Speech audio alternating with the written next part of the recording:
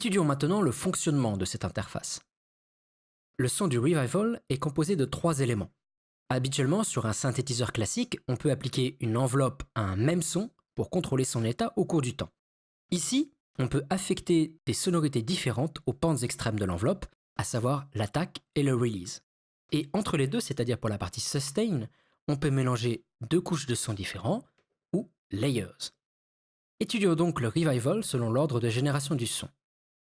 Les sections attaque et release sont similaires par leur enveloppe. On trouve un paramètre click, un paramètre d'attaque et un paramètre de decay. Détaillons ce paramètre inhabituel, le click. En effet, les paramètres attaque et decay sont tout à fait standards et similaires aux enveloppes présentes sur les autres synthétiseurs. L'attaque peut aller jusqu'à 2 secondes et le decay peut aller de 50 millisecondes à 30 secondes. Pour comprendre pourquoi ce potentiomètre click existe, il faut remonter aux années 30 et aux orgues originaux.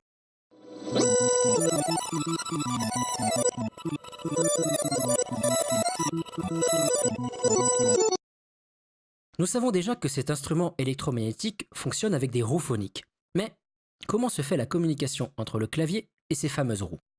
Sous chaque touche se trouvent 9 contacteurs métalliques en bronze, un pour chacune des 9 tirettes, ce qui permet, en adaptant la pression du doigt, de faire sonner plus ou moins d'harmoniques, et ceci de façon progressive.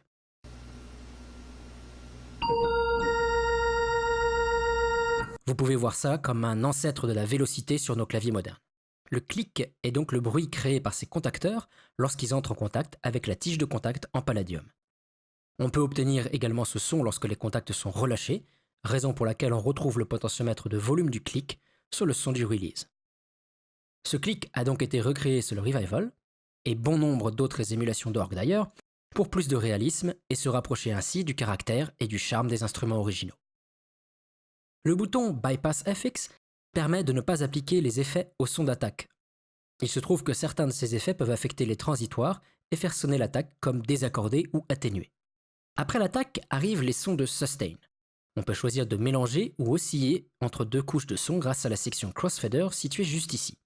Cette section permet de décider si l'on veut faire osciller automatiquement entre les 2 sons ou gérer manuellement le crossfade entre les 2 couches. Si l'on n'applique aucun crossfade, c'est-à-dire en laissant le potard à 50%, on entendra donc les 2 sons selon leur volume respectif déterminé par ces potentiomètres gain adjust de -12 à +12 décibels. Notez au passage que ces potentiomètres gain adjust se retrouvent dans chaque section. On peut donc choisir de faire osciller automatiquement entre primary et secondary, soit selon un des 3 paramètres préprogrammés, soit grâce au LFO intégré selon 3 profondeurs, et dont la vitesse est réglable grâce au bouton Rate situé ici. Testons maintenant ces 6 paramètres avec 2 sonorités radicalement différentes pour bien faire la distinction.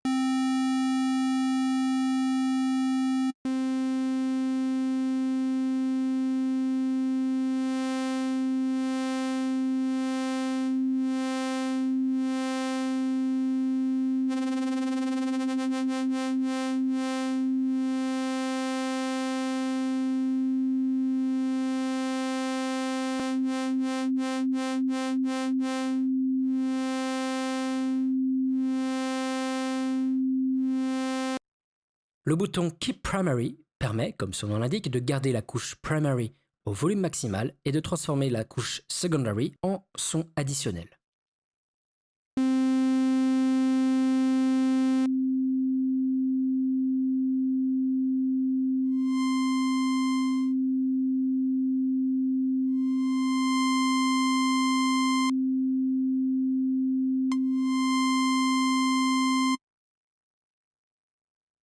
Concernant l'enveloppe, on ne trouve qu'un paramètre decay, dont le maximum est l'infini, le son continue tant que la touche est enfoncée. Notons que le paramètre attack choisi pour le son d'attaque est valable pour l'attaque des sons primary et secondary.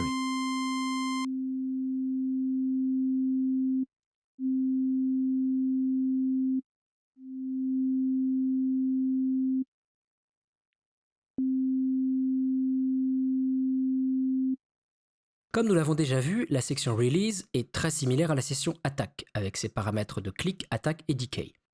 Notons ici cette liaison entre le bouton Decay et le bouton All Sections. Ce dernier permet d'affecter le paramètre Decay du Release à toutes les autres sections. On trouve 17 formes d'ondes sur le Revival, passons-les en revue.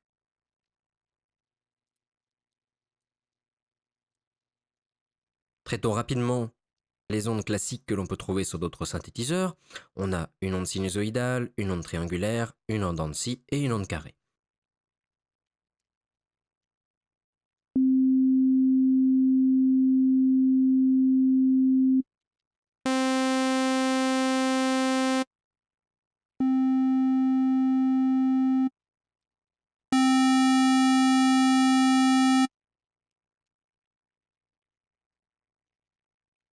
La forme d'onde tone wheel vise à recréer le son que peut produire une roue phonique, c'est-à-dire une sinusoïdale avec un léger second harmonique.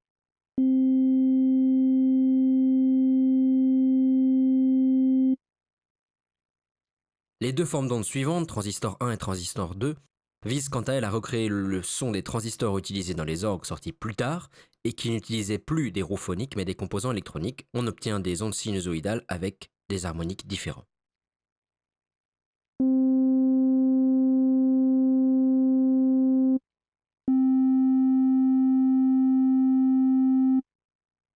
Les formes Square Components et Sawtooth Components sont respectivement des décompositions d'une onde carrée et d'une onde en dents de scie, que l'on peut obtenir en ajoutant tous les harmoniques. Les sous-harmoniques ne comptent pas dans la décomposition.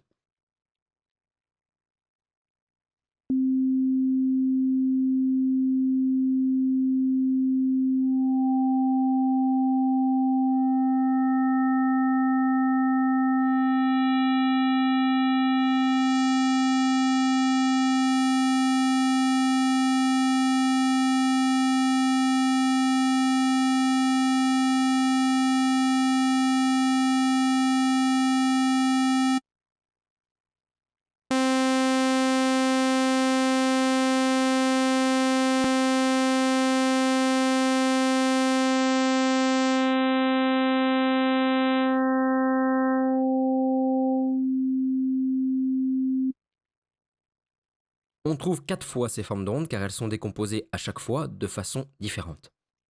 Enfin, on trouve 2 bruits, dont l'un des deux suit le même principe, il s'agit d'une décomposition d'un bruit blanc.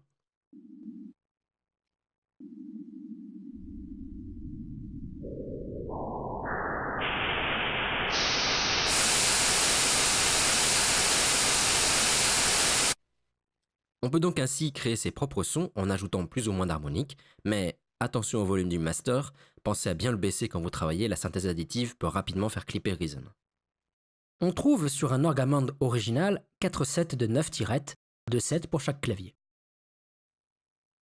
Ici, on trouve 4 sets non pas de 9, mais de 10 tirettes, un set pour chaque section.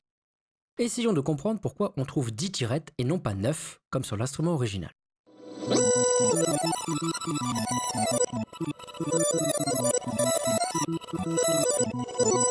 Comme nous l'avons déjà précisé, les tirettes d'un orgue Hammond correspondent aux premiers harmoniques d'une fréquence. Commençons donc par les énumérer en prenant le Do 1 comme fréquence fondamentale ou première harmonique. L'harmonique fondamentale est donc le Do à 32,7 Hz. Le deuxième harmonique est à 65 Hz environ, c'est-à-dire l'octave au-dessus. Vient ensuite le troisième harmonique, une quinte au-dessus, puis de nouveau un Do, le Do 3, vers 131 Hz. Le cinquième harmonique se rapproche du Mi à la tierce au-dessus, soit 163 Hz environ. Arrive ensuite une seconde quinte vers les 196 Hz, donc encore un Sol. Enfin, le septième harmonique vers les 229 Hz se rapproche d'un Si bémol. Pour finir, on retombe sur un harmonique octavian avec un Do vers les 262 Hz. On peut également créer des harmoniques artificielles, à savoir les sous-harmoniques, c'est-à-dire un Do 0, un octave en dessous, vers les 16 Hz, et un Sol 1, la quinte directe, vers les 44 Hz. Au total, je viens de décrire 10 harmoniques. Alors, pourquoi seulement 9 tirettes sur un orgamande? Il se trouve que le 7e harmonique donne une note proche du si bémol. Cet intervalle n'est pas très utilisé dans la musique occidentale car absent de la gamme chromatique tempérée. Ainsi, les constructeurs d'orgamonde ont préféré l'omettre et sauter directement au 8e harmonique. De la même façon, sur les orgues à tuyaux, le jeu de 7e est peu fréquent. Bien que plus souvent rencontré sur les orgues germaniques, il demeure rarement demandé par l'auteur d'une pièce. Je ne l'ai ainsi que rarement croisé sur des pièces françaises, si ce n'est sur des pièces d'auteurs contemporains comme Marcel Dupré ou Jean Guillou. Mais revenons au revival.